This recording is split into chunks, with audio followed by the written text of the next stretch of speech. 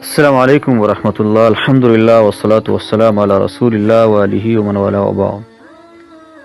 أعوذ بالله من الشيطان الرجيم. يا نساء النبي لستن كأحد من النساء. د نبی صلی الله علیه وسلم د بیبیانو مختصر تعارف کو. اولی بیبی د نبی صلی الله علیه وسلم خدیجه الکبرى رضی الله عنها و. د دې نه ټول اولاد پیدا شوي غیر د ابراهیم نه. لورګانې څلور او زامن د نبی صلی الله علیه وسلم چې دي درې.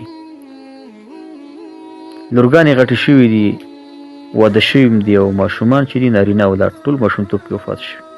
زینب، رقیه، ام کلثوم، فاطمه د لورګانې دي. قاسم، ابراهیم، طیب دی زامن دي. سابقه خاوند چې د خدیجې زها چې د ابي حالو د هغې نوم دوه لورګانې دي، حاله او هند. دویمه نکاح نبي صلی د سوده بنت زمعه سره کړې ده چې دا د شوال په میاشت کې د نکاح شوې ده. لسم کال د نبوت باندې په نکاح اخیستې وه. سابقه خاوند چې و د سکران نومېده، دی مخکینی خاوند دی. بیا د وفات شوې ده په 450 هجري باندې په مدینه کې بیا دفن شوې ده. دریمه نکاح نبي صلی الله علیه وسلم دا د عایشه صدیقې سره کړې. مشهوره بیبي د نبي صلی الله علیه وسلم، دا ځوان هم وه او د واده په وخت کې عمر هم کم و، 9 کاله خو شو. د 7 کالو په عمر چې په نکاح یې اخیستې وه او واده کړې بیا ده په 9 کلنۍ کې. دا عالم او محدث او صحابه کرامو کې 109 نفر داسې وو چې هغوی به فتوې ورکولې مفتیانو. یو په هغه مفتیانو کې دا هم ده 2210 احادیث سره په یادو.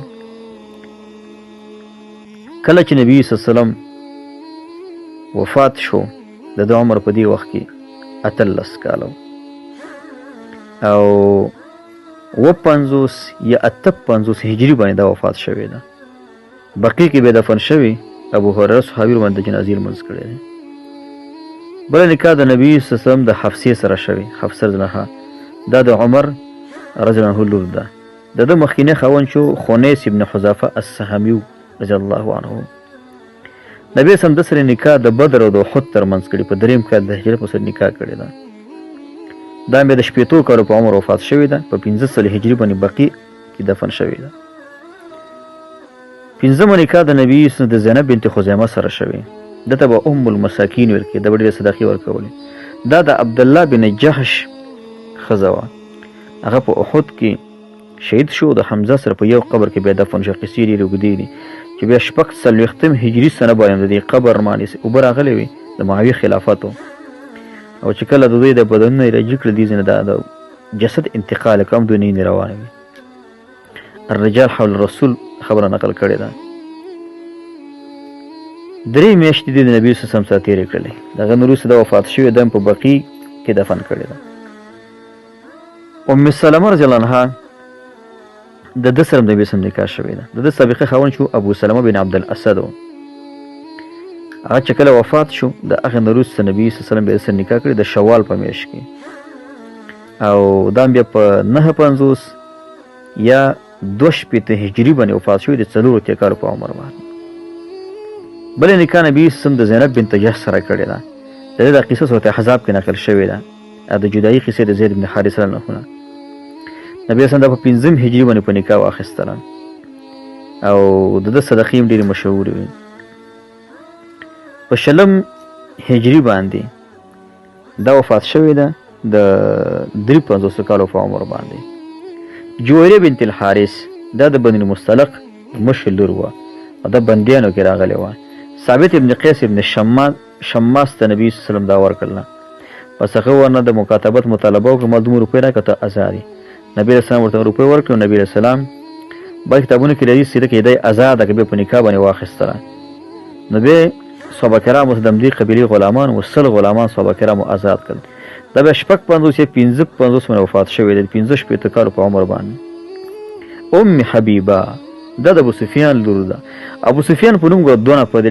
دې کې ډېر کته سره خطا کېږي. یو ابو سفیان بن حرب دی، یو ابو سفیان بن حارث دی. ابو سفیان بن حرب چې دی دا د نبي اسلام خسر دی، ځکه د ام حبیبې پلار دی.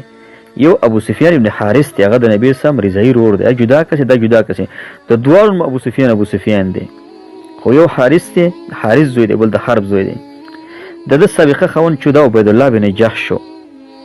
بعضې خلک دې کې خطا کېږي د عبید الله بن جش او عبدالله بن جش. عبید الله بن جش او عبدالله دا دواړه ورونه دي او دا د زینب ورونه دي. زینب بنت مخکې ذکر شو، زینب بنت جش. دا عبید الله بن جش دا لاړ حبشو کې نصراني شو او عبدالله ورور چې کوم دی دا په احد کې شهید شوی دی. بخاري کې روایت تنصره. بعضې خلک دا دا نصراني شوی دی خو راجح دا د نصراني شوی دی. نو ام حبیبه پاتې شوله او ام حبیبې هم دعوت ورکړ خو دا په اسلام کلکه پاتې شوله. د دې ناشنا قصې د ام حبیبې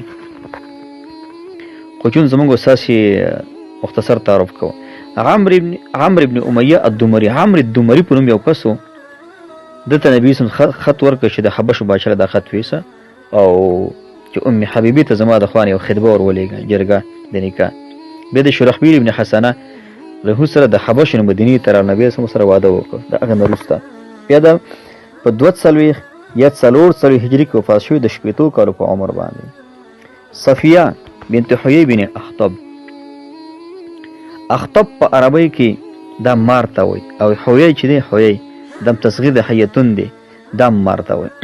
دا د بنو نضیر د قبیلې نه و، د خیبر په جنګ کې دا نیول شوی وه. د دم ډېره ناشنا قصه ده چې نبي صلی الله سره به څنګه نکاح وکړه. صحابه په نوم یو سیم و نبي صلی الله سره واده وکړ په 9 هجري سنه باندې. دا د 50 هجري یا شپږ دېرشمې کې د وروسته وفات شوی ده. د سابقه اول خاوند چې سلام بن مشکم القرزي اول خاوند و. بیا د هغه نه جدا شوی ده. بل خاوند کنانه ابن الربيع النضري د په خیبر کې وجل شوی دی. نبی رسول دا اول دحیه بن خلیفه الکلبی ته ورکړی و. دحیه بن خلیفه الکلبی د هغه صحابي دی چې دا پرنګ کې ډېر ښایسته او ښکلی ډېر و. اکثرت به جبرئیل علیه السلام د په شکل کې راته. نبی رسول به د هغه نه اخیستې. صحابه کرام ورته ویلو چې دا خو د مشر کس لور ده. بیا نبی اسلام د سره ژوند جوړ کړی دی. د صفیه په دې مخ باندې یو چاپام وه. د هغې ډېره اوږده قصه ده، یې مختصر تعارف کې نه راټولېږي. میمونه بنت الحارث دا د ام فضل خور ده.